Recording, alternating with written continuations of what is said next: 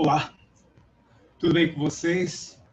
Eu sou o professor Agemiro e se você está vendo esse vídeo é porque, eventualmente, o nosso plano A, que seria eu estar online com vocês, não deu certo, né?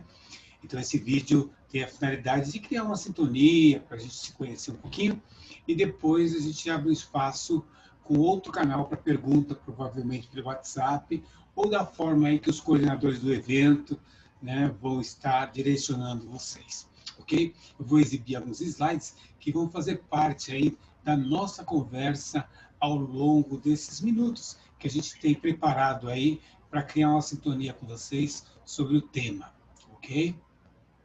Bom, vamos lá. Eu estou ok.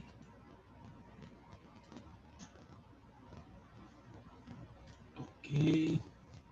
Bom, é uma honra muito grande estar participando desse momento tão especial da formação de vocês, da reflexão de vocês, né?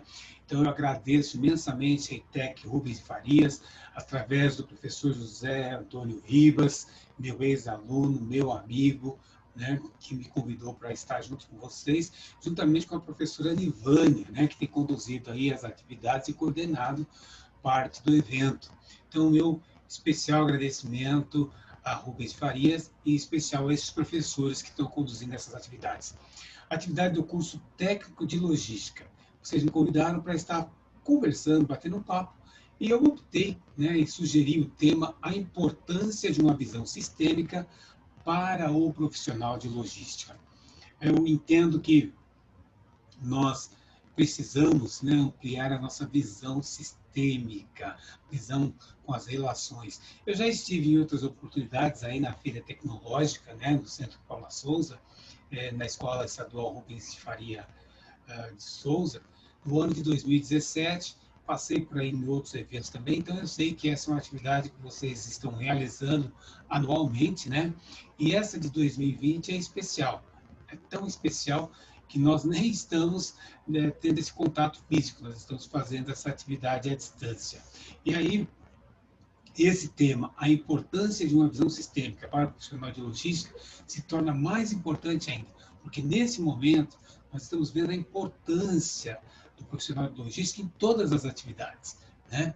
Nós estamos vendo aí as pessoas ampliando, né, as compras pela internet, ampliando os contatos aí através de sistemas de informação, né? E, consequentemente, a logística, colocando o produto certo, disponibilizando isso para o consumidor é essencial.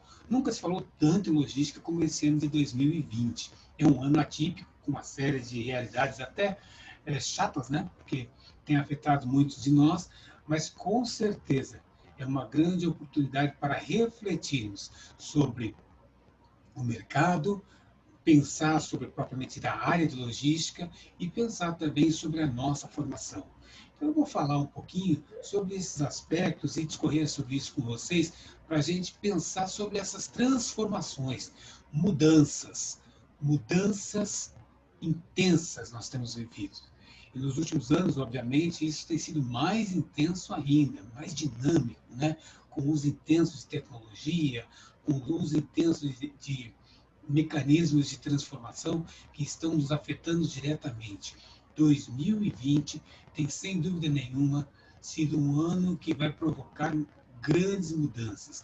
Alguns autores, alguns especialistas falam de um novo normal. Eu confesso que não sou muito fã desse termo, não, porque dá uma impressão aí de que tudo vai se transformar, e a gente sabe que muitas coisas ainda vão permanecer como estão, porque às vezes em respeito à formação humana, diz respeito a algumas características que nós precisamos trabalhar, né, no nosso perfil, seja ele pessoal ou profissional. Então, esse novo normal, obviamente, vai afetar uma série de coisas, né, mas eu acredito firmemente que nós, como pessoas, estamos dando um impulso às mudanças necessárias, né? Bom, quando a gente pensa em mudança, e aí pensando, obviamente, numa área técnica que vocês optaram, que é a área técnica da logística, nós vamos pensar em em grandes transformações na humanidade. Mas 3 delas têm sido um tema constante de discussão dos especialistas, que foram as transformações denominadas de revoluções ou revoluções industriais, né? Então, a primeira revolução industrial, sem dúvida nenhuma, vocês estão vendo, já viram isso um pouquinho aí na escola, é aquela que teve um impacto muito forte nos sistemas de transformação de bens de consumo. Ou seja, através da implementação e uso de uma mecanização ainda simples, né? Mas que teve um grande impacto na sociedade. Século XVII, século XVIII, século XIX, esse período de 300 anos, basicamente, foi um período de intensa transformação, levando, sobretudo, a essa virada, né? Com a implementação e o uso de equipamentos agora, não mais para fazer somente uma substituição da força humana, mas para ampliar a capacidade de produção. A chamada primeira Revolução Industrial, Inglaterra, os países da Europa, né? E principalmente com o uso intensivo de máquinas para transformar produtos. Veja, a máquina a vapor com certeza teve um grande impacto, mas o que a gente pode caracterizar esse grande momento de transformação é exatamente o uso intensivo de tecnologia para a logística. E aí, obviamente, a gente pensa nas ferrovias, o transporte que foi amplamente utilizado nesse período, né, e que teve um grande impacto. O conceito de transporte ganha uma nova conotação nesse momento de evolução e transformação, não só industrial, como social, né? As grandes fábricas agora trazendo ali as pessoas que vinham do interior para trabalhar nesses grandes conglomerados. E o uso intensivo de matérias-primas, a transformação dessas matérias-primas e também a comercialização dessas matérias-primas entre os países que começam agora a ampliar essa conexão, né? Bom, mas isso tudo já é um tema que amplamente foi debatido, discutido, né? Eu queria passar para um outro momento que a gente chama de segunda revolução industrial. E esse tão importante que tem impacto fortíssimo nas nossas empresas e no nosso modelo de trabalho, né? Ali tem um momento de padronização. A descoberta da energia elétrica e do uso intensivo de combustíveis alternativos, né? Houve uma forte ação para a produção em grande escala, ou produção em massa, mass production. Essa produção em massa transformou a sociedade. Nós estamos falando do século XIX, virada para o século XX. O início do século XX se caracteriza por esse modelo de sociedade que agora passa a produzir bens de consumo em grandes quantidades.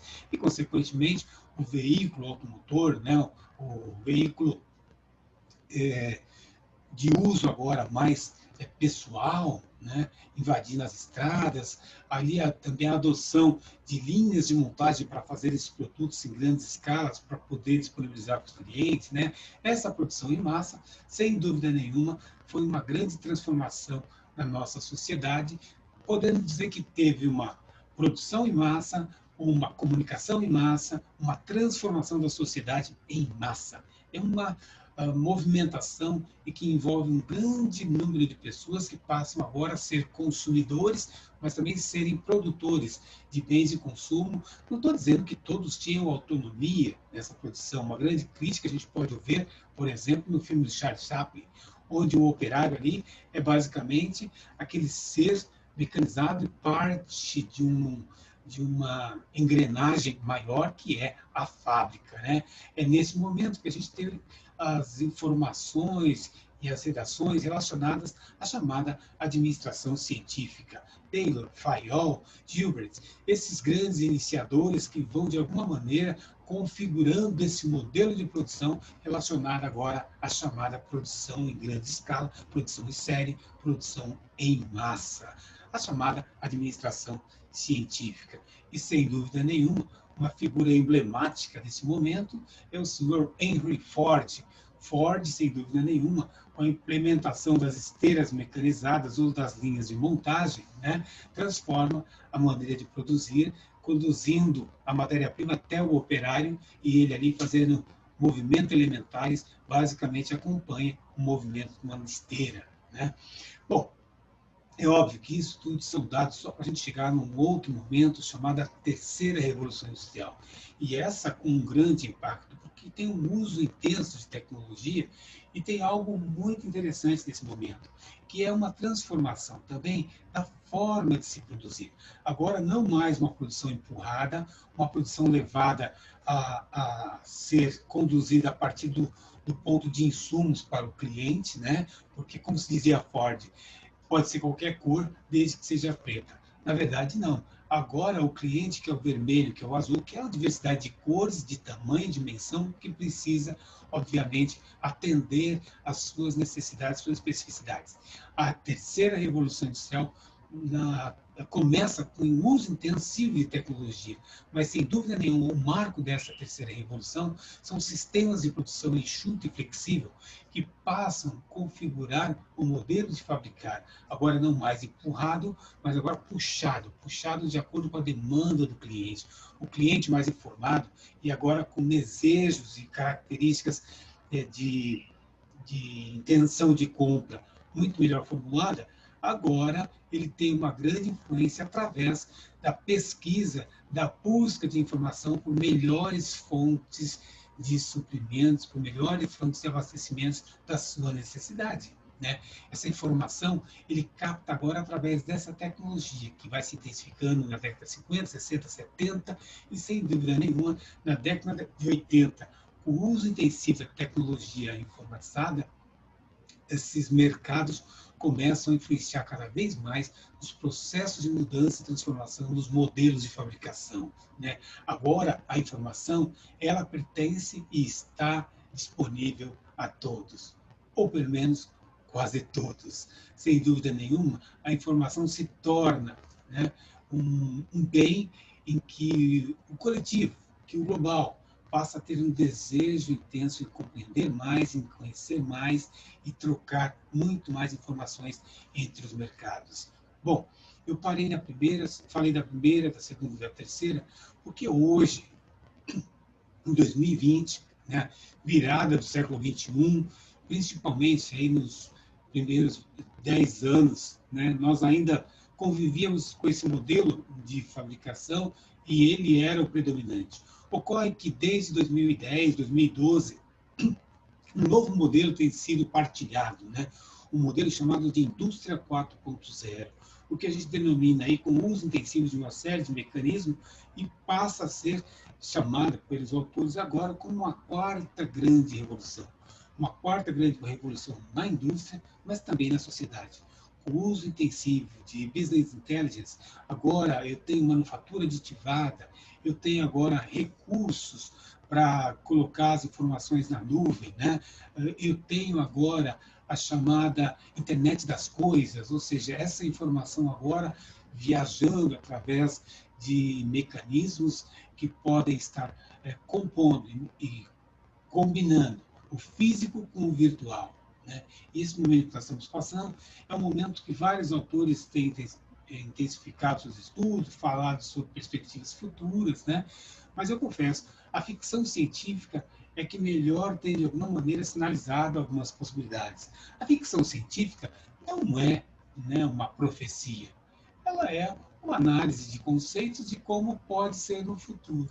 E a ficção científica nos ajuda, através, por exemplo, de filmes e livros que vão mostrando um futuro aí um pouco mais combinado com essa tecnologia, né? Através da inteligência artificial, o ser humano sendo suprido por robôs, né? E aí uma série de coisas que a gente vê no cinema e que, com certeza, essa ficção científica está sinalizando uma perspectiva futura e que, na prática, já é presente em boa parte da nossa sociedade com o uso intensivo dessas tecnologias. Bom, eu estou fazendo essa introdução para dizer o seguinte: na prática, para pensar em visão sistêmica, nós precisamos entender que visão sistêmica é visão do todo, ou seja, eu preciso compreender como as partes, de alguma maneira, vão se formulando e dando uma característica única, né, que a gente precisa compreender. Elas se combinam de alguma maneira e a gente precisa entender esses núcleos que estão se combinando para ser pessoas, primeiramente, mais esclarecidas e depois mais competitivas no mercado de trabalho, né? Eu trouxe um exemplo para a gente conversar, que é um exemplo de um triquetá, né? Ou seja, é um símbolo já milenar, mas que vocês com certeza viram amplamente numa série da Netflix, né, denominada Dark, em que mostrava ali um ciclo de transformação durante um período de 33 anos, né? Então, vocês que assistiram a série, com certeza vão lembrar de algumas coisas relacionadas que eles mostravam que o ciclo estava de alguma maneira se combinando ao longo do período, né? Ou seja, o começo e o fim é o fim e o fim é o começo. Era uma trama, uma ficção muito interessante ali, né? Que a gente ia vendo essa interação entre eras, entre momentos, entre pessoas, né? Entre recursos, enfim. Mas o que eu quero chamar a atenção de vocês não é o roteiro do filme. Isso aí você pode ver depois na Netflix, bate um papo com seus amigos, né? Tenta entender, porque é uma bagunça. Confesso que eu não entendi muita coisa, não, até porque tem características obscuras e ao mesmo tempo científicas, é uma misturaiada toda. Enfim, The Dark. Mas o que eu quero mostrar é esse triquetrá, que é esse símbolo que está mostrado bem no meio aí, e que ele é muito presente no filme, principalmente por isso que eu estou citando, né? Esse símbolo aqui, triquetrá. O triquetar, alguns autores falam diferente, mas a palavra triquetar é uma palavra originária do latim, que é traduzida para o português como três encurralados. Na verdade, são símbolos que combinam três grandes elos, né? E esses três grandes elos têm um ponto de intersecção, né? Esse símbolo é usado por diferentes culturas, diferentes religiões, né? Mas o que me interessa aqui, para esse bate-papo que eu estou tendo com vocês, é o seguinte: o triquetar mostra três pontos importantes que se conectam e têm um ponto em comum. E é a partir dessa simbologia que eu quero conversar com vocês sobre visão sistêmica.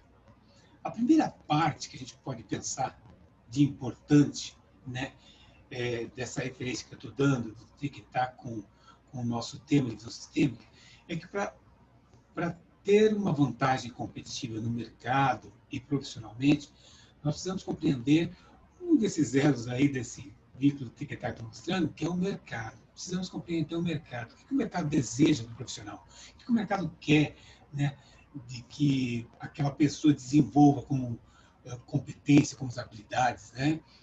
E depois pensar o que a logística, propriamente dito, tem, né, ligado, conectado com o mercado, que de alguma forma a gente precisa desenvolver algumas competências específicas para essa área de logística. E, por fim, o terceiro elo que se conecta com tudo isso, que é você mesmo, né? O que você tem efetivamente a oferecer para esta área específica de logística, juntamente para esse mercado. O que ele deseja e o que você tem a oferecer. É isso que vai fazer um diferencial, sem dúvida nenhuma, para a sua carreira, para a sua área profissional. Tá? Bom, quando a gente vai pesquisar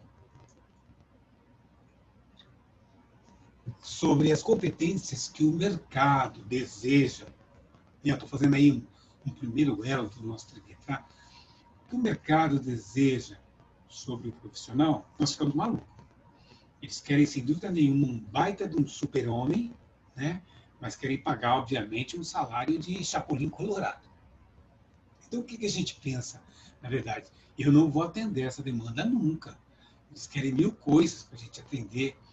E olha, eu fazendo uma pesquisa rápida em alguns blogs de recursos humanos, mas em especial este blog que eu dou referência aí, eu achei interessante que eles concentraram 24 competências ou habilidades, ou até mesmo atitudes, que são essenciais, né, para o profissional e que o mercado está procurando. E olha só que interessante. Alguns de vocês devem conhecer uma matriz chamada matriz CHA, C-H-A, que é exatamente um cruzamento dessas competências ou características necessárias, habilidades necessárias e atitudes necessárias que são exigidas dos profissionais. Isso é muito comum, né, do profissional de RH fazer um mapeamento do perfil do candidato, enfim. Mas olha só, eu vou ler rapidamente algumas características que o mercado exige do profissional. Capacidade para solucionar problemas, ética empresarial, inteligência emocional, liderança, diplomacia, persistência, capacidade de negociação, conhecimentos técnicos e diversos, comprometimento, né? Posicionamento com elegância e educação, protagonismo, estar à frente, né? Propósito e paixão pelo que faz, flexibilidade, inovação e criatividade, atenção a novas formas de trabalho, facilidade de comunicação, vivência fora do ambiente profissional. Olha só, vivência fora do ambiente profissional. Depois, pensamento orientado para dados e informações, design mindset, né? Mudança de mente, mindset. Colaboração remota, conhecimento intercultural, competência em tecnologia, transdisciplinaridade, especialização diversa. Enfim, gente, se vocês consultarem agora, entrarem agora no Google e colocassem competências que o mercado quer, vocês vão ver uma diversidade de competências, habilidades e até atitudes essenciais que eles estão exigindo do profissional. É um verdadeiro super-homem ter toda essa capacidade, tanto de interação com pessoas, ao mesmo tempo ter conhecimento com o uso intensivo de tecnologia, né? Ter um direcionamento para cumprir propósitos, e principalmente princípios éticos, princípios de regulamentação, enfim, uma série de requisitos. Mas o que o mercado, na verdade, tem transitado é o seguinte: tem procurado competências muito mais humanas, o que a gente chama de soft skills. Soft skills são essas competências que estão deixando, né, de lado as competências técnicas para buscar um pouco mais competências humanas, que as competências técnicas ou as habilidades técnicas, elas estão se tornando muito iguais, né? Quando você vai, por exemplo, numa escola técnica, o conteúdo que ela está ensinando é muito parecido, por exemplo, de uma outra escola técnica, assim como de uma universidade, até de uma pós-graduação. É uma linha de conhecimento muito parecida, que acaba, obviamente, sendo intensificada à medida que você vai ampliando o seu grau de dificuldades, né, no caso, de reconhecimento de graduação. Mas é o mesmo conhecimento. Né? São competências hard skills, são competências técnicas. Né? Mas o que a gente tem percebido? Soft skills. Tem sido um desejo intenso do mercado, né, por se tratar de competências mais relacionadas a posturas humanas, ou o que a gente chamaria na matriz de atitude, né? E consequentemente, algumas habilidades técnicas, algumas organizações até fazem a requisição, mas elas acabam, de alguma maneira, depois direcionando para a formação e preparando aquele profissional que demonstrou algumas habilidades muito mais humanas que interessa para ele. Bom, na prática, então, eu quero dizer que o mercado, de alguma maneira, estabelece uma série de competências. Na hora de escolher, ela pede algumas especificidades, algumas características bem específicas, mas o fator decisivo de escolha e até de permanência do profissional no mercado, sem dúvida nenhuma, tem sido algumas características, algumas atitudes relacionadas à ação humana, né? À decisão humana. Eu espero, inclusive, que essa chamada indústria 4.0, revolução 4.0, isso se intensifique, como alguns especialistas estão dizendo, né? O diferencial nosso e não ser substituído por uma máquina será exatamente essa capacidade, essa atitude, né, de, através de uma competência muito mais relacionada à nossa forma de ser como pessoa, é que acabe garantindo o nosso espaço no mercado e não sendo substituído por uma máquina, por um robô. Né? Enfim, o mercado, então, é um mercado intenso, competitivo, né? E que, de alguma forma, precisamos estar bem preparados. Mas, sobretudo, eu insisto nessas soft skills, essas habilidades que nós precisamos estar desenvolvendo a partir dessas competências muito mais relacionadas ao ser humano, ok? Bom, agora, o outro pezinho né, desse desenho, dessa representação gráfica que eu quero mostrar para vocês, né, é a logística. A logística é a área que vocês escolheram, a área que tem tido um grande crescimento, como nós comentamos, nesse período, né, de 2020, pandemia, mas, sobretudo, uma área que é apaixonante. O que é a logística? Como se faz a logística? Bom, primeiramente, a gente pode partir da logística de um conceito geral, né? Logística é você ter o produto certo, no momento certo, na condição adequada. Adequado, certo, correto, tempo e custo.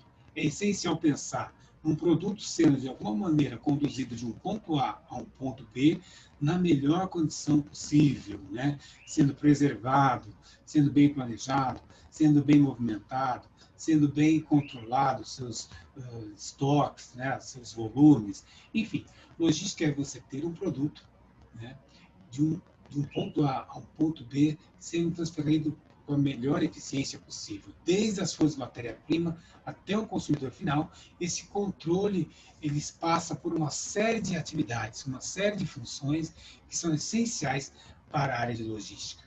Obviamente, a gente tem ouvido muito a logística sendo utilizada como uma expressão de estratégia. E, de fato, logística é estratégia. Assim como logística é um bom acondicionamento. E logística é transporte.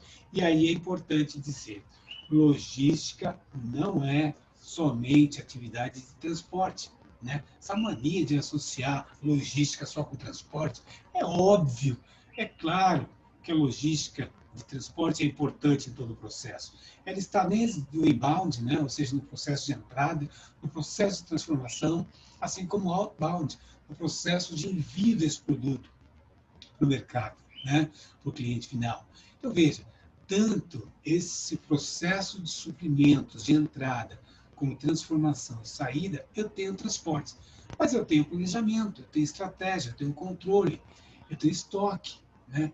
Então, a gente fala em algumas áreas essenciais para se observar na logística.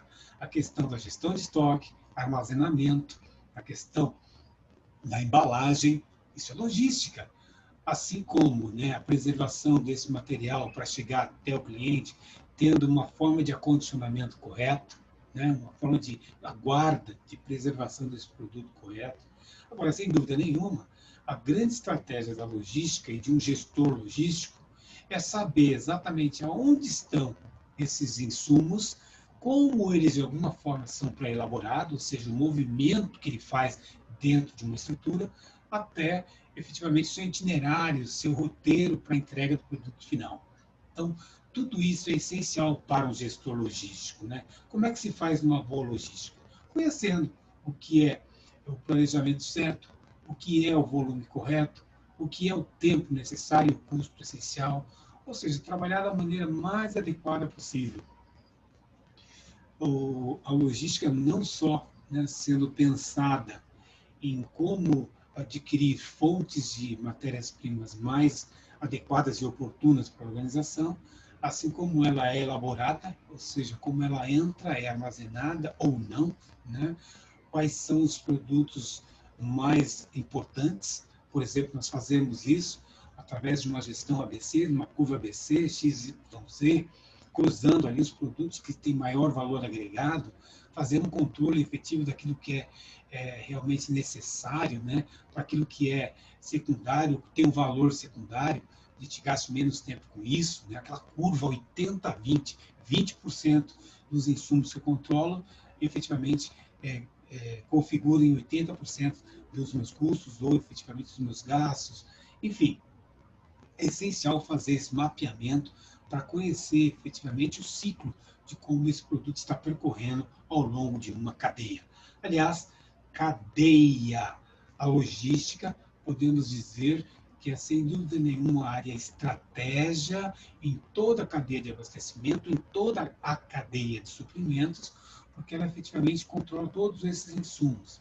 Mas é sem dúvida nenhuma um olhar sistêmico para a cadeia. Ou seja, precisam entender quem são os agentes que estão envolvidos nessa cadeia e de como, de alguma maneira, eles interferem com as suas atividades ao longo dessa cadeia.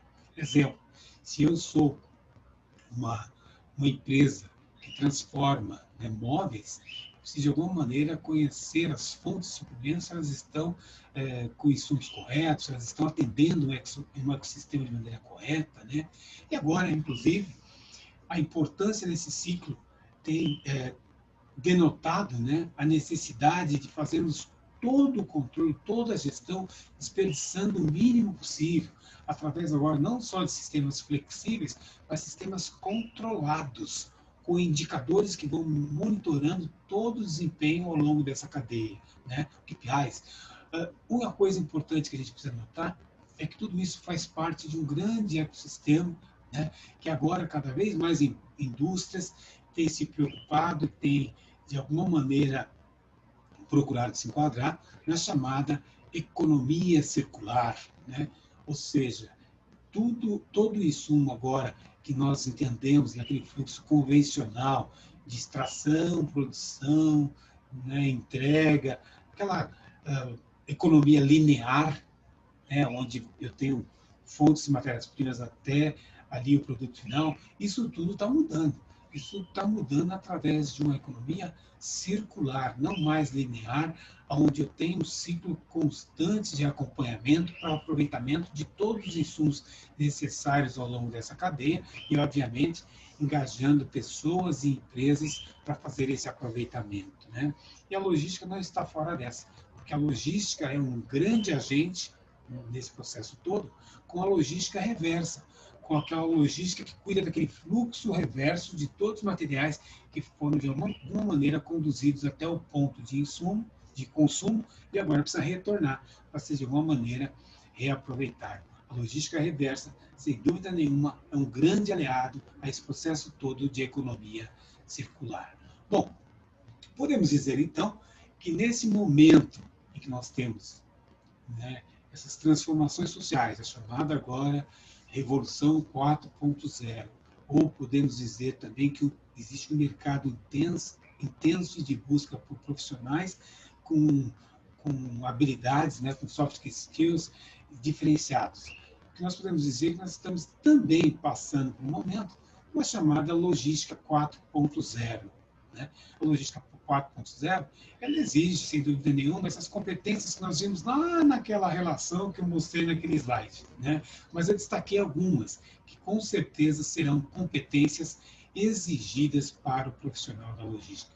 A capacidade de solucionar problemas, essa, sem dúvida nenhuma, é uma habilidade essencial para um tecnólogo, para um técnico, para um gestor da área de logística. A logística tem uma constância de problemas, né? Tem uma constância de ações que eu preciso simular e me antecipar a elas e resolvê-las, né? A capacidade de solucionar problemas é, sem dúvida nenhuma, uma característica essencial para o profissional de logística. Outra capacidade é a capacidade de negociação. Negociar prazo, negociar lotes, negociar roteiros, negociar práticas com aqueles envolvidos. Aliás, essa interação com os diversos elos da organização é essencial, assim como com clientes e com fornecedores. Uma das características dessa logística 4.0 é a cooperação. A cooperação não só entre fornecedores e clientes, mas também no uso das tecnologias que estão sendo implementadas na logística. Então, cooperação tem sido uma chave aí para se trabalhar essa questão da logística 4.0.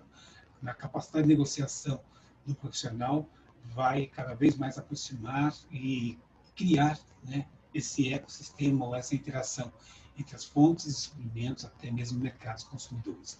Bom, conhecimentos técnicos diversos. Né? Eu vejo técnicos em logística que têm dificuldade com matemática.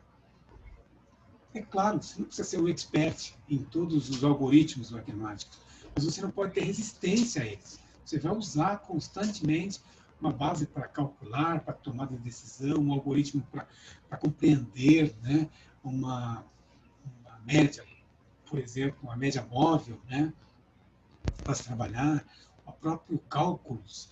Óbvio que hoje nós temos softwares que possibilitam toda essa facilidade de gestão, né, como, por exemplo, um ERP, um software de gestão empresarial, Enterprise Resource Planning, né, um grande software, com certeza, incutindo, colocando lá já os algoritmos, com certeza você vai precisar gastar menos tempo fazendo alguns cálculos, né, de maneira racional ali, com lápis e caneta, né, ou mesmo calculador, usando uma planilha Excel, migrando essas informações para estarem sendo computadas e verificadas, né, em outra planilha, enfim.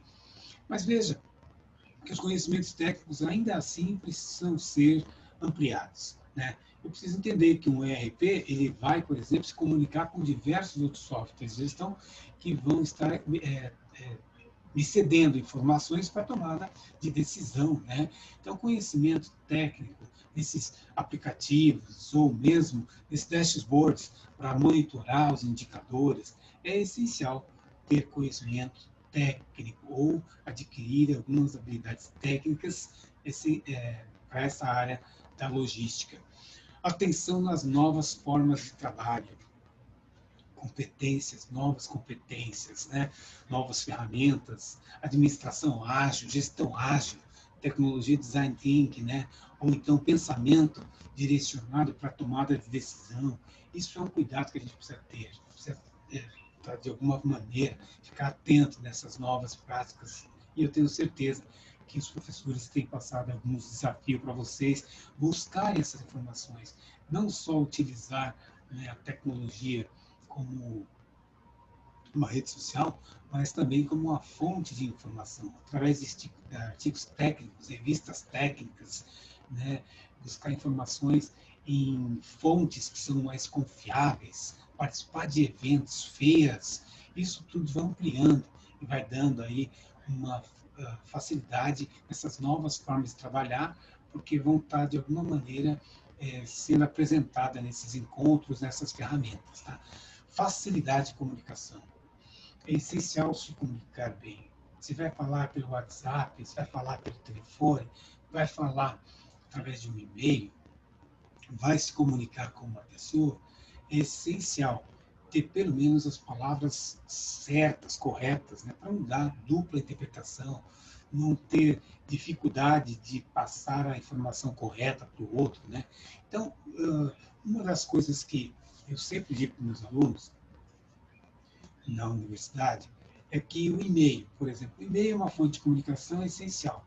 Então, faça um e-mail, né, como, por exemplo, Moreno Sarado. Isso aí você pode usar para o seu aspecto pessoal, para a sua vida pessoal, mas profissionalmente, você não deve usar um e-mail desse jeito. Usa o seu nome, né, a sua marca, quem é você, relacionado com o nome da sua empresa ou a função que você faz, né? Mas não, cuidado com esse negócio de apresentação de e-mail, onde você acaba tendo uma conotação negativa, né? Isso também é uma forma de comunicação, tá? E ser chamado pelo nome, né?